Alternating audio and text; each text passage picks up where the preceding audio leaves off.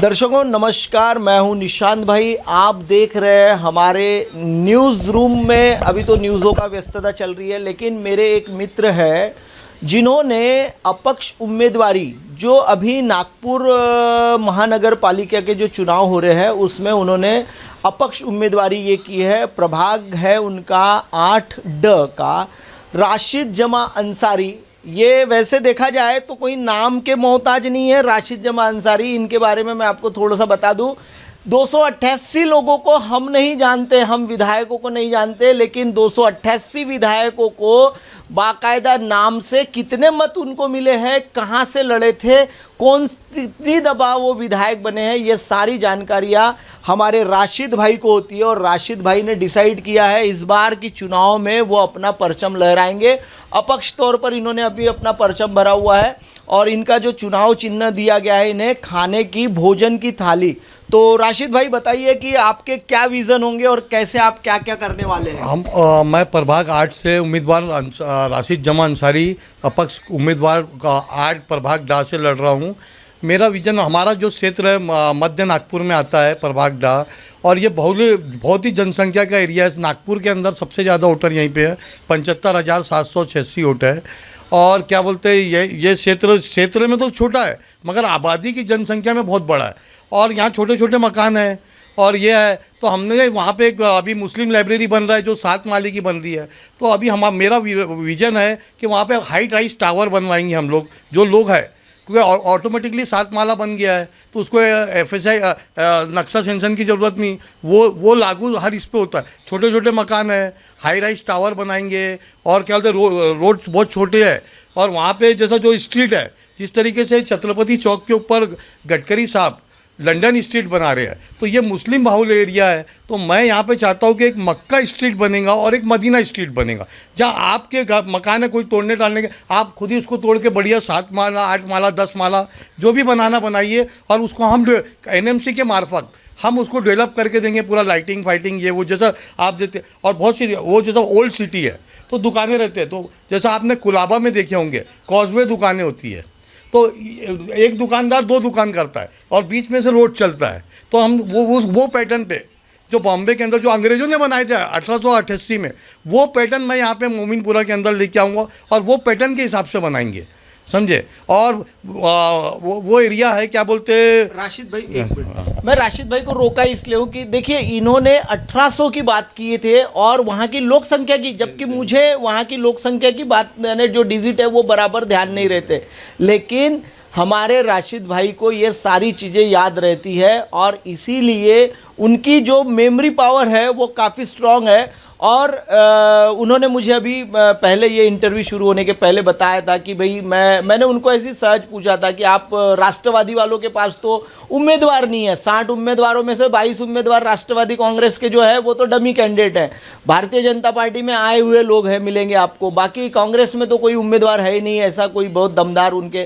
तो मैंने उनको कहा कि आपने राष्ट्रवादी से क्यों नहीं मांगा, तो उन्होंने एक मुझे बहुत अच्छी बात बोली कि भाई हमारी पहचान हमारी खुद की वार्ड में प्रभाग में पार्टी से नहीं होती है। हम अपक्ष भी अगर खड़े हैं और हम हमारे वार्ड में अगर बहुत ही फेमस है और लोगों को हम बहुत नज़दीक से जानते हैं, लोगों के काम करते हैं, तो हमें किसी पक्ष की आवश्यकता नहीं है। तो ये उन्होंने कहा था मुझे। बताइए राशिद भाई विज़न के बारे में और बताइए। और कैसे जो एरिया है वो जैसा मुस्लिम बहुल एरिया होने की वजह से वहाँ पे जैसा मटन चिकन का बहुत ज़्यादा कंजम्पशन है, तो वो खाते हैं। तो वो और वहाँ पे कुरैश बिरादरी ये बिरादरी वो मटन बेचती है। तो हमारा यहाँ से इरादा कि डायरेक्ट, इसके पहले माननीय मुख्यमंत्री जब देवेंद्र फडणवीस जी थे 2019 में, तो उन्होंने चालू किए थे यहाँ से डायरेक्ट बकरा दुबई भेजे थे उन्होंने। एक ही खेप गई थी, उसके बाद खेप नहीं गई थी, कुछ तो भी प्रॉब्लम हो गया था। तो हम इनका यहाँ के जो कसाई बिरादरी के लोग हैं हमारे, तो उनका हम डायरेक्ट जो मटन है NMC के मार्फत बाकायदा NMC का स्टैंप लगेगा उस पर, और वो मटन दुबई गल्फ और जो भी कंट्री में जाएगा 56-57 मुल्कों में यहाँ से बेचते हैं। और नागपुर लॉजिस्टिक के मामले में ये तो मेरे बोलने की ज़रूरत नहीं है, तो आपको गडकरी साहब ने फंडने से लॉजिस्टिक के मामले में कन्वीनियंस है, बिल्कुल हिंदुस्तान के बीचों बीच में है। तो यहाँ से कहीं भी हम एक्सपोर्ट कर सकते हैं माल को, और ये लोग केंद्र सरकार स्टेट गवर्नमेंट खुद कर रही है। और हम तो नागपुर महानगर पालिका के जरिए से जो भी इनको मदद हो सके हमारे जीत के आने के बाद हम इनको प्रोवाइड करेंगे बढ़िया गया। और मेरे क्षेत्र में एक बकरा मंडी आती है, अभी बकरा मंडी का पूरा काम जो है बकरे की बिक्री का केंद्र कलमना चला गया और सेलिंग का केंद्र मोमिनपुरा बकरा मंडी के अंदर है, जहाँ केने का मार्केट आज ये जैसा नागपुर क्षेत्र जो है साउजी बहाला है, तो केने की डिमांड बहुत है। हमारे यहाँ इतना शॉर्टेज है केने का कि ये केने जो रायपुर कलकत्ता यहाँ से एक्सपोर्ट करते हैं, डेली आते हैं, तो जब जाके साउजी लोग उसको फिर भी पूरा नहीं पाते।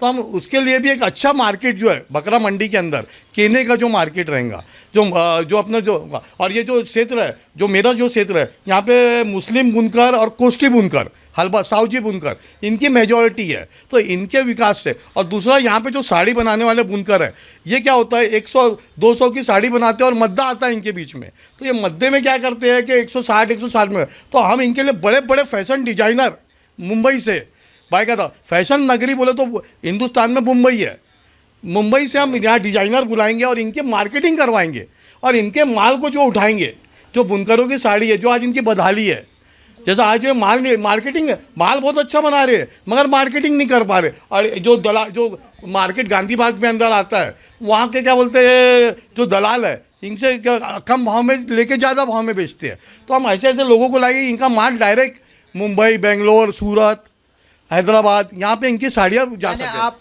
जब आएंगे तो ये सारी चीज़ों को बहुत बड़े पैमाने पर लेकर जाने वाले हैं और मैं आशा करता हूँ कि हमारे राशिद भाई जो, हाँ बोलिए ना आप, बताइए। और एक मुद्दा और, ये मोमिनपुरा बहुत बड़ा मार्केट है, अगर आपने उसको सर्वे किया होगा देखा होगा, यहाँ पे काटोल, नरखेड़, जो भी जैसा शादियाँ हो रही है मुस्लिम समाज की, अब जैसा काटोल में तो कोई नहीं है, अब उसको जैसा कुरान लेना है तो काटोल में तो मिलेगा नहीं उसको, तो उसको आना है मोमिनपुरा। बुट्टी बोरी में रहना तो उसको आना है मोमिनपुरा। मेहंदी लेना है तो उसको आना है मोमिनपुरा। तो यहाँ ना तो पार्किंग की सुविधा है, और सबसे मेन चीज़, अगर वो लेडीज़ इतने दूर से आ रही है, एक भी पब्लिक, इतनी बड़ी आबादी होने का तो एक भी पब्लिक टॉयलेट नहीं है यहाँ पे, एक भी पब्लिक टॉयलेट नहीं। आप इसको सर्वे कर लीजिए। मैंने बाकायदा इसका कारपोरेशन के अभिजीत चौधरी साहब को लेटर भी दिया कि आप स्मार्ट टॉयलेट बना रहे हैं, 16 करोड़ रुपए उसका फंड था आपके पास, आपने एक भी टॉयलेट प्रभाग 8 या मध्य नागपुर में दिए भी तो गांधी बाग में दिए, तो मोमिनपुर से गांधी बाग थोड़ी जाएंगे वो टॉयलेट करने। जो लेडीज आ रही है, आ रही, अच्छा जेंट्स तो कहीं भी कर लेता है, लेडीज का एक प्रॉब्लम रहता है, कहाँ जगह ये वाला जो टॉयलेट का पर्पस, टॉयलेट का सॉल्व, ये तो 100%, ये तो हम जीत के आएंगे कि 1 महीने के अंदर, ये मेरा आपके MNS न्यूज़ के अंदर लिख के देता हूँ, अगर आप बोले तो एफिडेविट, 1 महीने के अंदर वहाँ पे लेडीज़ टॉयलेट बनने ही चाहिए। ये मेरा वादा है आपसे, आपके चैनल के माध्यम से, बिल्कुल।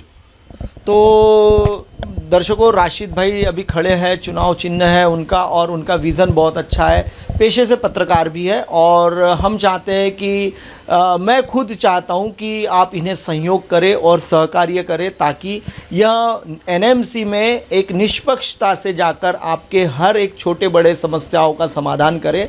बने रहिए MNS न्यूज़ पर। नमस्कार, मैं हूं Abhishek Bachchan, keep watching MNS news. आप देख रहे हैं MNS न्यूज़, सच जरूरी।